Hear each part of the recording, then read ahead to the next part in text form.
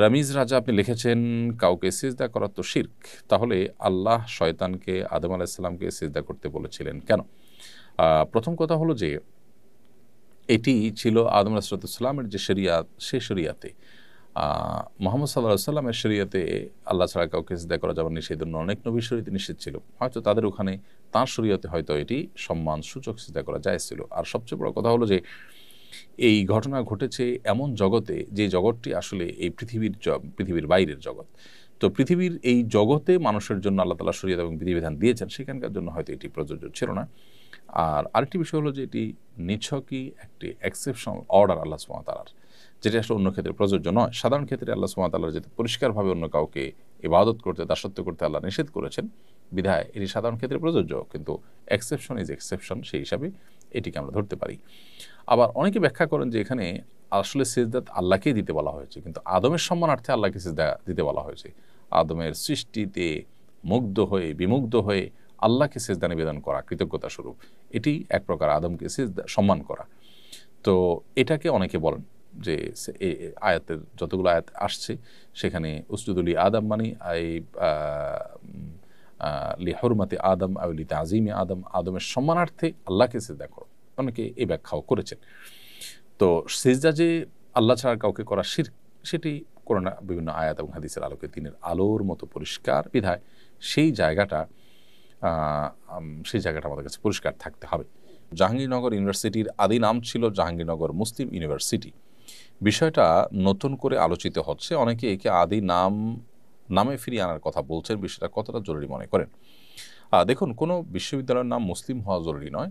একটা বিশ্ববিদ্যালয় মুসলিম অমুসলিম সবার জন্য অবারিত থাকতেই পারে, এবং নামের মধ্যে মুসলিম রাখা কোনো আবশ্যক নয়। কিন্তু প্রতিষ্ঠা থেকে যখন মুসলিম শব্দটি থাকে, সেটাকে বাদ দেওয়াটা তো অবশ্যই গুরুতর অপরাধ এবং অন্যায় কথা। হিন্দুদের নামে যদি কোনো প্রতিষ্ঠান থাকে, তাহলে সেক্ষেত্রে সেটাকে পরিবর্তন করে মুসলমানদের নামে নামকরণ করা, কিংবা সেটাকে তাদের নাম কেটে সেকুলার নামকরণ করার কথা তো মুসলমানরা কখনো বলেন না। তাহলে সেক্ষেত্রে বাংলাদেশে কবি নজরুল ইসলাম কলেজকে ইসলাম বাদ দিয়ে নজরুল কলেজ, তারপরে যে আপনার আরও অনেকগুলো আপনার হল আছে ঢাকা ইউনিভার্সিটিতে, সে হলগুলোতে মুসলিম শব্দ বাদ দেওয়া, জাহাঙ্গীরনগর মুসলিম ইউনিভার্সিটির মধ্য থেকে মুসলিম শব্দ বাদ দেওয়া, এগুলো খুবই গর্হিত কাজ এবং খুবই অনুচিত কাজ। তো এই কাজগুলো আসলে আমাদের করা উচিত নয়। একজন মুসলমান হিসাবে আমাদের মধ্যে আল্লাহ ভীতি থাকা উচিত, যে আমরা মুসলিম শব্দটি নাম কাটছি, তারা নাম নিজেদেরকে আবার মুসলমান দাবি করছি কিসের ভিত্তিতে? প্রতিষ্ঠা যারা করেছেন তারা যদি মুসলিম শব্দ দিয়ে থাকেন, শুরু থেকে যদি মুসলিম শব্দ থেকে থাকে, তাহলে সেটা কাটা হবে কেন? এই কারণে এই শব্দ ফিরিয়ে আনার দাবিটা অযৌক্তিক নয়। তবে আমি আবারও বলছি যে শিক্ষা প্রতিষ্ঠানে মুসলিম শব্দ থাকতে হবে, ইসলাম শব্দ থাকতে হবে, নট নেসেসারি, এই দাবি কোনো মুসলমান করেও নেই। অতএব আগে যেগুলোর নামের মধ্যে মুসলিম শব্দ ছিল এবং ষড়যন্ত্র করে, চক্রান্ত করে এদেশে ভিনদেশি এজেন্ডা বাস্তবায়ন করার জন্য, এদেশের সংখ্যাগরিষ্ঠ মানুষকে দমন করার জন্য যে অপচেষ্টা করা হয়েছে, সেটিকে অবশ্যই নিন্দা জানানো উচিত এবং সে অপচেষ্টা বন্ধ করা উচিত। তার ধারাবাহিকতা এখানে মুসলিম শব্দ যুক্ত করার যে দাবি, সেটিকে আমি যৌক্তিক মনে করছি। নাপাক অবস্থায় কি মসজিদের ভেতরে প্রবেশ করা যাবে? কেউ যদি ফরজ গোসল অবস্থায় হয়, তাহলে তিনি মসজিদে প্রবেশ করতে পারবেন না। বাকি ওযু নেই এমত অবস্থায় মসজিদে ঢুকলেও সেটি ফরজ গোসল অবস্থায় মসজিদে ঢুকা যেরকম অপরাধ, জঘন্য অপরাধ, গুনাহ, সরাসরি নিষিদ্ধ, সেরকম নিষেধ হবে না। তবে ওযু করে পবিত্র অবস্থায়, অর্থাৎ ওযু অবস্থাতে মসজিদে অবস্থান করা উচিত। এটা মসজিদের আদব, মসজিদের শিষ্টাচার। আর ফরজ গোসল অবস্থাতে মসজিদে অবস্থান করা তো জায়েজ নয়। যদি কেউ ইতিকাফরত থাকেন, গোসল ফরজ হয়, দ্রুততার সাথে তিনি ফরজ গোসল করে তারপর আবার মসজিদে তিনি প্রবেশ করবেন। আর গোসল ফরজ হলে সে অবস্থাতে তিনি মসজিদে প্রবেশ করবেন না, কারণ মসজিদ এটি পবিত্র জায়গা এবং পবিত্র লোকদের জন্য, বিধায় এ ধরনের অপবিত্রতা এটা নিয়ে মসজিদে প্রবেশ করা গুনাহের কাজ। ফেসবুকে আমার সন্তানের ছবি পোস্ট করি, অনেকে নিষেধ করে, বলে এর মাধ্যমে নাকি নজর লাগতে পারে। আসলে কি নজর লাগে? এতে কি বাচ্চার ক্ষতি হতে পারে? হ্যাঁ, বদনজরের বিষয়টি সম্পর্কে নবী সাল্লাল্লাহু আলাইহি ওয়াসাল্লাম হাদিস রয়েছে, আল আইনু হাক্কুন, বদনজর এটি সত্য। ফলে আপনি সন্তান, সুন্দর কোনো সন্তান, ফুটফুটে সন্তান, শিশু, বাচ্চা, বা আপনার আকর্ষণীয় কোনো কিছুর যদি মানুষের সাথে শেয়ার করেন, বিশেষ করে বাচ্চাদের ক্ষেত্রে অনেক বেশি হয় বদনজর। মানুষের এই জাতীয় বিষয়ে বদনজর এটি সত্য। বদনজরের কীভাবে ক্ষতি হয় বা এটা টেকনোলজিটা কি, আল্লাহ তাআলা ভালো জানেন। যে একটা মানুষ রাক্ষসী নজরে যদি দেখে, যদি সে দেখে আপনার হিংসাত্মক নজর দেয়, তাহলে সেক্ষেত্রে এটাকে নজরে হাসেদ বলে, বদনজর বলে। এর ফলশ্রুতিতে ওই বাচ্চা অসুস্থ হতে পারে, ওই বাচ্চার রোগ লেগে থাকতে পারে। আপনি ক্ষেতের ফসল দেখে কেউ যদি রাক্ষসী নজরে দেখে, তাহলে বদনজর লাগতে পারে। এগুলো স্বাভাবিক একেবারে। এখন আপনি বলবেন যে প্রদর্শন এই পৃথিবীতে অনেক কিছুই প্রদর্শন হতে থাকে, সবাই প্রদর্শন করে, কই তারা তো অনেক ভালো আছে। দেখুন, ভালো নেই, অনেকে অনেক দিক থেকে ক্ষতিগ্রস্ত। সেই ক্ষতির কারণ হয়তো এই বদনজর, কিন্তু তিনি হয়তো টেরও পাচ্ছেন না। তো কিভাবে এই বিষয়টা কাজ করে যে একজন রাক্ষসীর দৃষ্টিতে তাকালো আর আরেকজনের ক্ষতি হয়ে গেল, কিভাবে হতে পারে, এই বিষয়ে আল্লাহ রাব্বুল আলামিনের টেকনোলজি আমাদের বুঝে আসাটা আবশ্যক নয়। হতে পারে আমরা এটা বুঝি না, অনেক টেকনোলজি কিন্তু আমাদের বোধগম্য নয়, কিন্তু সেটাকে আমরা অস্বীকার করি না। ঠিক এটাও সেরকম। কোনো কোনো হাদিস থেকে বোঝা যায় যে মানুষকে বদনজর সেটি কবর পর্যন্ত পৌঁছে দিতে পারে। আর একটি ওঁট, আকর্ষণীয় একটি প্রাণী, সেটি যদি কারো বদনজরের কবলে পড়ে, তাহলে সেটিকে মৃত্যু পর্যন্ত নিয়ে যেতে পারে। অর্থাৎ সেটা এমন পর্যায়ে অসুস্থ রুগ্ন হয়ে যেতে পারে যে বাধ্য হয়ে মানুষ জবাই করে সেটাকে খেয়ে ফেলেছে, এরকম পর্যায়ে যেতে হতে পারে ওটের যেভাবে জবের পদ্ধতি, অর্থাৎ নহত্যার মাধ্যমে। তো যাই হোক, বদনজরের বিষয়টি সত্য, এটি আমাদের অস্বীকার করবার কোনো সুযোগ নেই এবং বিশুদ্ধ হাদিস দ্বারা এটি প্রমাণিত। এমডি হাসান আলী হাসান আপনি লিখেছেন, মা যদি বউকে তালাক দিতে বলেন, ছেলে বউকে তালাক দিতে বাধ্য কিনা? মা যদি স্ত্রীকে তালাক দিতে বলেন, ছেলে তার মায়ের কথা স্ত্রীকে তালাক দিতে সবসময় বাধ্য নন। বিশেষ করে মা যদি কোনো যুক্তিসঙ্গত কারণ ছাড়া ছেলের স্ত্রীকে তালাক দিতে বলেন, তাহলে ছেলে মায়ের সে নির্দেশ পালন করা তার জন্য জরুরি নয়। বরং দেখতে হবে যে মায়ের সে নির্দেশটা যৌক্তিক কিনা। যদি যৌক্তিক হয়, যথেষ্ট কারণ থাকে, তাহলে সেটা মানবেন।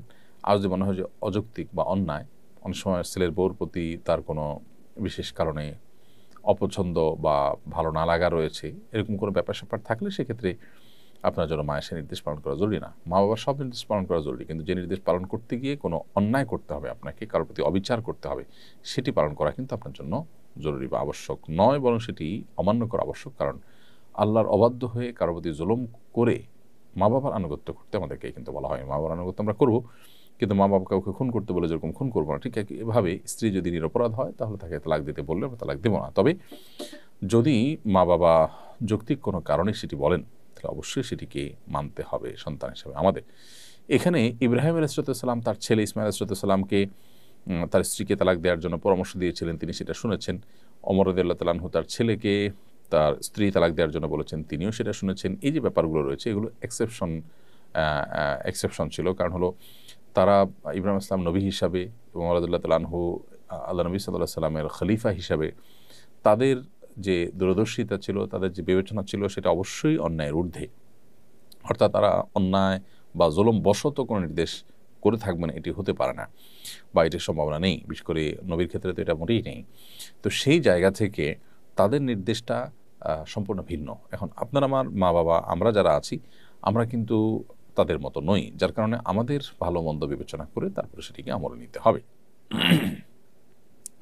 অনেককে গুনাহের কাজে আলহামদুলিল্লাহ, মাশাআল্লাহ, ইনশাআল্লাহ বলতে শোনা যায়। যেমন ইনশাআল্লাহ এবছর আমার একটা সিনেমা আসবে, মাশাআল্লাহ আপনার মেয়ে তো ভালো নাচতে পারে। গুনাহের কাজে এভাবে আল্লাহর নাম নেওয়ার বিধান কি? খুবই অন্যায় কথা।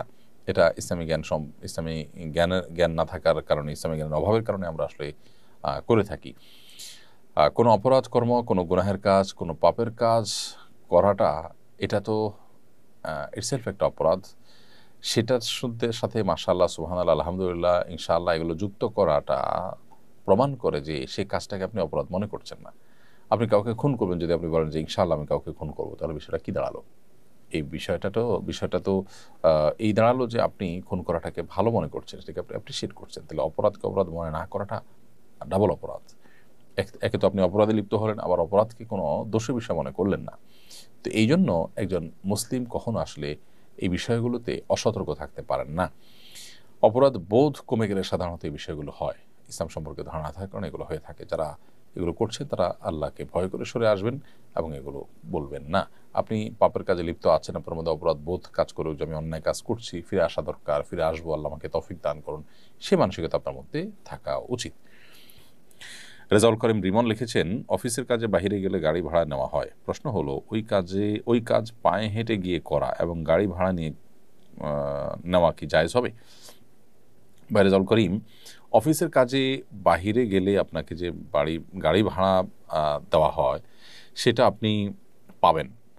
যদি আপনাকে অফিসে গাড়ি ভাড়া করার জন্য থোক কোনো বরাদ্দ দেওয়া থাকে যে তোমার এটা গাড়ি ভাড়া যাবৎ বিল তোমাকে অগ্রিম দেওয়া হলো, তুমি এই টাকা খরচ করো, এটার জন্য কোনো ভাউচার তোমাকে জমা দিতে হবে, এটা তোমার হক, তাহলে সেক্ষেত্রে আপনি হেঁটে গিয়ে টাকাটা পকেটে রেখে দিতে পারেন। আর যদি ব্যাপারটা এরকম হয় যে তুমি যাও, খরচ যেটা হয় সেটা তুমি ভাউচার জমা দিয়ে টাকা নিবে, তাহলে সেক্ষেত্রে মানে হলো আপনার যেতে যদি খরচ হয় তাহলে আপনি যা খরচ হলো সেটা ভাউচার নিয়ম অনুযায়ী দিয়ে টাকা নেবেন। এই রকম পরিস্থিতিতে আপনি ফেক ভাউচার দিয়ে টাকা নেওয়া জায়েজ হবে না, কারণ ভাউচারে লিখবেন আপনি এই জায়গায় গিয়েছেন, অমুক গাড়িতে গিয়েছেন, যেটা রাহা মিথ্যা কথা। তো সে মিথ্যা কথা বলা আপনার জন্য জায়েজ নয়। দ্বিতীয়ত হলো যে আপনি গেলে খরচ হলে যত খরচ হয়েছে সেই টাকা আপনি নেবেন, অথচ আপনার খরচ হয়নি কিন্তু আপনি সেটা নিচ্ছেন, এই জন্য এটা জায়েজ হবে না। তাহলে বিষয়টাকে আমরা দুই ভাগে ভাগ করলাম। প্রথমত, আপনি কোথাও যাবেন, এখানে যাওয়ার জন্য আপনি কিসে যাবেন না যাবেন প্রতিষ্ঠান সেটা দেখবে না, আপনার জন্য থোক একটা বরাদ্দ দেওয়া আছে যে তুমি 500 টাকা পাবা এখানে যাওয়া আসা বাবদ, এটা তোমার বিল, অতএব এই ট্রান্সপোর্ট অ্যালাউন্স তুমি পাবে, তুমি কিভাবে যাবে না যাবে তোমার ব্যাপার, এরকম যদি দেওয়া থাকে তাহলে সেক্ষেত্রে আপনি আপনার মতো করে সে টাকা পায়ে হেঁটে টাকাটা পকেটে রেখে দিতে পারেন। আর যদি ওরকম টিএ বা ট্রান্সপোর্ট অ্যালাউন্স না থাকে, বরং আপনি যাবেন খরচ করে, যা খরচ হয়েছে ভাউচার জমা দিবেন, যেটা জমা দিবেন সেটা পাবেন, এরকম যদি হয় তাহলে সেক্ষেত্রে আপনি ফেক ভাউচার দিয়ে আসলে পায়ে হেঁটে গিয়ে ভাউচার দিয়ে টাকা নেওয়া জায়েজ হবে না। রোমান মিয়া আপনি লিখেছেন, আমার দাদা আজ থেকে 40 বছর আগে হারিয়ে গিয়েছেন, আমাদের ধারণা তিনি আর বেঁচে নেই, আমরা কি এখন তার গায়বানা জানাজা আদায় করতে পারবো? ভাই রোমান, আপনার দাদা যিনি 40 বছর আগে হারিয়ে গিয়েছেন, তিনি আদৌ বেঁচে আছেন না মারা গেছেন আপনারা জানেন না। তো যেহেতু এটাই নিশ্চিত না যে তিনি বেঁচে আছেন কিনা, সেহেতু আপনারা তার গায়বানা জানাজা পড়বেন না। যেহেতু মুসলিম প্রধান দেশে তিনি যদি কোথাও মারা যেয়ে থাকেন, তার জানাজা হয়েছে, এটাই জোরালো সম্ভাবনা।